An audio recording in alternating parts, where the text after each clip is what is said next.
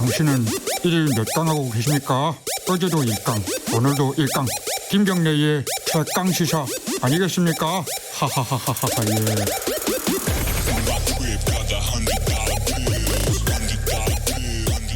예. 네, 어제 헌법재판소의 판단이 하나 나왔는데요. 작년에 굉장히 시끄러웠던 내용입니다. 패스트트랙 처리 과정에서 사개특위 위원회 사보임이 있었는데 이걸 바꾼 거예요. 그게 이제 통과시키기 위해서 그런 건데 그것이 부당한 거 아니냐라고 오신환 당시에 바뀐 분이죠. 바른미래당 의원이 권한쟁의 심판 신청을 했는데 그게 기각이 됐습니다. 오신환 의원 연결해서 이 관련 내용 좀 들어보죠. 오신환 의원님 안녕하세요.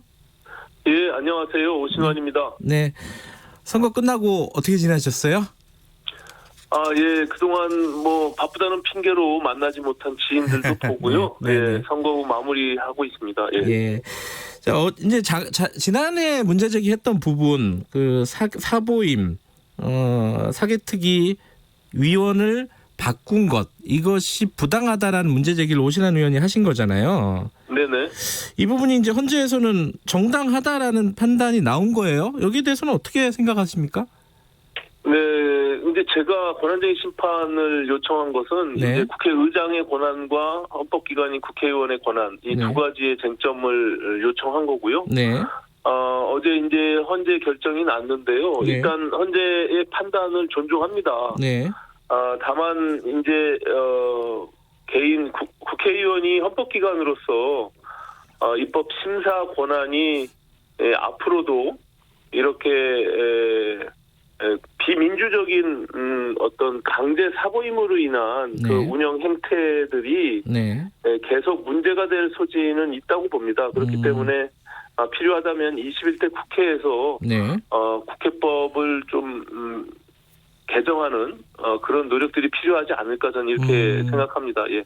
그게 좀 지금까지 좀 모호했다는 거죠? 그 규정 자체가 사보임 규정 자체가. 그게 이제 사보임에 대한 규정이 예. 지난 2003년도에 김홍신 전 의원이 네. 헌재에 똑같은 권한쟁의 심판을 했었거든요. 네. 그 이후에 헌재가 합헌 결정을 내고 다시금 국회법을 한번 개정한 적이 있습니다. 그 이후에. 네. 그래서 지금의 국회법이 만들어진 것인데 네. 그것조차도 일단은 이번 헌재 결정으로 인해서 여전히 이제 문제의 소지가 남아 있는 것이죠. 그래서 그걸 좀 더 명확하게 할 필요가 있다. 저는 이렇게 판단하고 있습니다. 이게 뭐 흔히 일어나는 일이 아니기 때문에 현실에서 적용할 때 좀 모호한 부분들이 좀 있었던 것 같은데 어찌됐든 말씀하신 대로 뭐 인정은 한다. 그러니까 받아는 드리겠다는 말씀이신데 미래통합당 입장을 보면은 좀 강하게 반발을 했습니다. 자의적인 해석이고 이 원인 제공자들에게 면죄부를 준 거다 이렇게 반발을 했거든요. 오신환 의원님하고 입장이 좀 다른 건가요? 어떻게 보세요? 미래통합당 당의 입장도 여전히 이제 그 부분에 대해서 문제의식을 갖고 있는 것인데 어쨌든 헌재가 이 부분에 대해서 기각 결정을 했기 때문에 저희로서는 이제 국회법 그게 48조에 해당하는 조항이거든요. 예. 그 부분에 대한 논란은 뭐 이미 이제 종결이 됐다 이렇게 판단하고요. 예. 다만 이제 헌재 결정에 따라서 필요하다면 국회법을 다시 재개정하는 그런 절차가 있을 수 있겠죠. 예. 그러니까 21대 국회에서는 좀 명확하게 이런 일들이 또 벌어지면 또 이런 어떤 갈등들이 빚어지지 않게 명확하게 규정을 다시 바꾸는 다시 정비하는 그런 절차가 필요하다 이런 말씀이시네요. 네. 지금 미래통합당에 계시잖아요. 그 최근에 현안들 좀 여쭤봐야 될 것 같은데 김종인 비대위 체제가 출범을 했지 않습니까? 여러 가지 오늘 아까 뉴스 브리핑에서도 저희들이 얘기를 나눴는데 뭐 놀라지 마라. 뭔가 이게 대대적인 쇄신이라든가 새로운 어떤 구상 같은 것들을 밝힐 것 같은 분위기입니다. 여기 지금 분위기 자체는 어떻게 평가를 하십니까? 어제 이제 전국의 조직위원장들 회의에서 김종인 위원장께서 나름대로의 어떤 앞으로의 방향에 대해서 이야기를 언급했습니다. 네. 그 과정에서 뭐 대부분의 구성원들이 다 동의를 하는 분위기였고요. 네. 왜냐하면 지난 총선에서 이제 미래통합당은 처참하게 국민들의 심판을 받았고 네. 그 과정 속에서 변화하지 않으면 또 혁신하지 않으면 안 된다는 이런 공감대가 형성돼 있다고 생각하고요. 네. 그런 위기감들을 가지고 저는 하나부터 열까지 모두 좀 해야 된다 이렇게 생각하고 있습니다. 예. 네. 지금 그 비대위 명단을 보면요, 청년들이 3명이 들어가고 뭐 이런 구성이 조금 바뀌었습니다. 예전에 비해서는. 네. 어떻게 평가하십니까? 어떤 취지라고 보세요? 일단은 중요한 게 당의 이제 모습이 네. 과거의 구태스러운 모습으로 계속 국민들이 판단하고 있습니다. 그 모습들을 미래지향적으로 바꾸는 과정 속에서 네. 저는 메신저의 역할도 굉장히 중요하다고 생각합니다. 네, 그렇기 때문에 김종인 비대위원장의 모습은 메신저로서의 역할이기보다는 네. 그 메시지 자체를 변화시키는 역할을 감당하고 네. 새로운 메신저는 이제 새롭게 만들어지는 그런 과도기적인 역할 속에서 저는 다시금 미래통합당의 새로운 메신저가 이렇게 나와야 된다 이렇게 생각하고 있습니다. 예, 그런 역할들을 이번 비대위가 꼭 만들어주길 바라는 마음입니다. 메신저라고 하면은 당의 대표라든가 대권 주자라든가 이런 걸 말씀하시는 건가요? 그렇습니다. 예, 당의 모습으로서 대표할 수 있는 네. 그런 역할들을 누군가 해야 될 거 아닙니까? 과거에 이제 지난 총선에서는 그런 역할을 황교안 대표가 한 것이죠. 네, 그것을 대체할 수 있는 새로운 인물이 저는 등장해야 된다 이렇게 보고 있습니다. 근데 당분간 어쨌든 비대위 체제로 갈 거고 네. 내년 4월 그러니까 재보궐선거 때도 비대위 체제가 끝난다라는 보장은 없어요. 그러면은 그 방금 말씀하신 새로운 메신저가 나오려면 너무 오래 걸리는 거 아닌가라는 생각이 드는 사람도 있을 것 같습니다. 어떻게 보세요, 이거는? 네네. 그 뭐 기간이 이제 네. 내년 4월 보궐선거 전까지인데요. 네.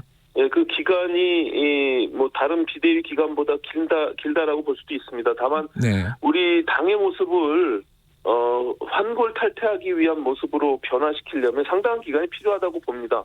네, 그 과정을 과도기로 보고 있기 때문에 네. 그 기간이 짧든 길든지 간에 저는 그 이후에 만들어질 모습들을 충분히 이번 비대위가 만들어야 된다 이렇게 생각하는 것이죠. 예.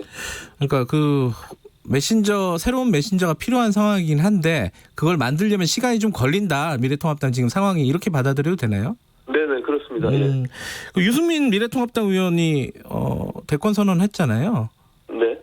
그러니까 본인이 메신저가 되겠다 이런 거 아닙니까? 그 오신환 의원 말씀에 따르면은 어떻게 그렇죠. 보십니까? 이제 내후년도에 대선을 앞두고 네. 출마 의지를 갖고 있는 사람들은 지금 말씀드린 당의 대표 메신저가 되겠다라는 이제 선언을 하는 것이죠. 네. 이제 그것들을 국민들과 당원들이 어떻게 받아들일지는 이제 지켜봐야겠죠. 예. 예. 근데 좀 빠른 거 아닌가라는 생각도 들고요. 벌써 이제 대권 주자 선언을 하는 게 어떻게 보십니까, 이거는?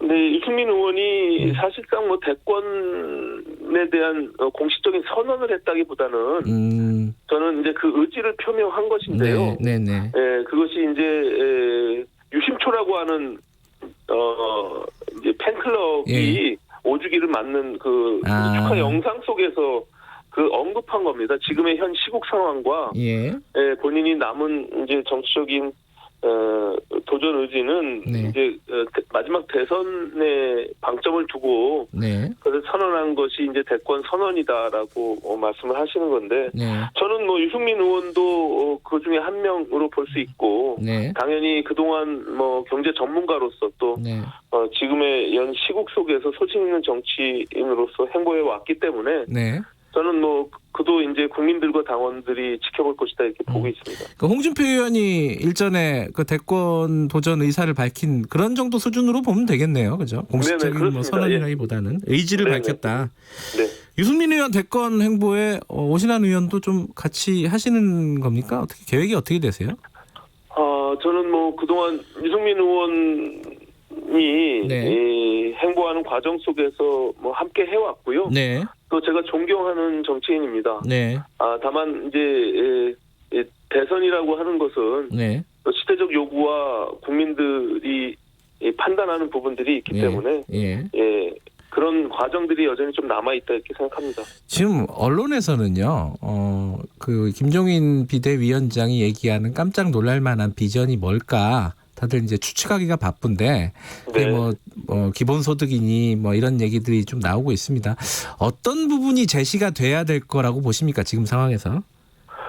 어제 언급하는 과정 속에서는 이제 김종인 위원장의 상징이 사실 경제민주화 아닙니까? 네. 예, 그런 경제민주화와 같은 놀라운 정책들이 나오더라도 그것을 받아들여야 된다라는 취지로 말씀하셨거든요. 네.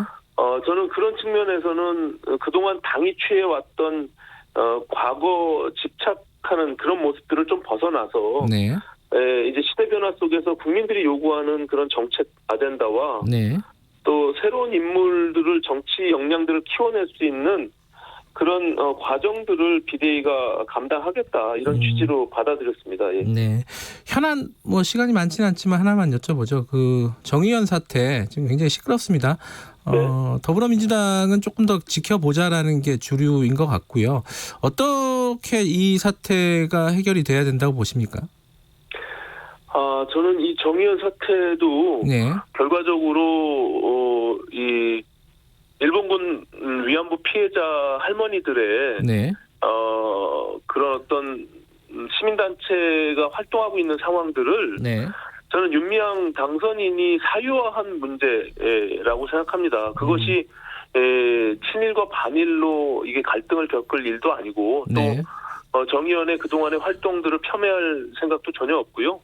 다만 이건 지금 시대의 여러 청년들이 그리고 국민들이 분노하고 있는 공정과 정의의 의미하고도 맞닿아 있습니다. 그렇기 때문에 이 부분은 명백히 사실을 좀 진상을 밝히고 거기에 대한 책임을 지는 것이 저는 온당하다 이렇게 생각합니다. 국회에서 뭔가 일이 21대 국회가 만들어지면은 뭔가 공식적으로 이 문제에 관련해 가지고 뭔가 움직임이 있을 것 같습니까? 어떻게 보세요? 저는 이 문제가 상당한 시간이 걸릴 수밖에 없다. 그리고 윤 당선인이 이것에 대해서 명백한 해명이 안 되면 결과적으로 27대 국회에 처음 시작하는 단계에서 논란은 계속 이루어질 것이다 이렇게 보고 있고요. 그것이 정치 쟁점화되기 전에 저는 조속히 하루빨리 이 부분이 명쾌하게 좀 정리될 필요가 있다 이렇게 생각합니다. 그 정리라는 게 윤미향 당선인의 사퇴 이런 걸 얘기하시는 건가요? 윤 당선인이 그것이 국민들이 납득할 수 있는 정도의 해명이 안 된다면 거기에 대한 책임을 지는 것이 당연한 것이겠죠. 예. 알겠습니다. 오늘 여기까지 듣겠습니다. 고맙습니다. 네, 고맙습니다. 미래통합당 오신환 의원이었습니다. 김경래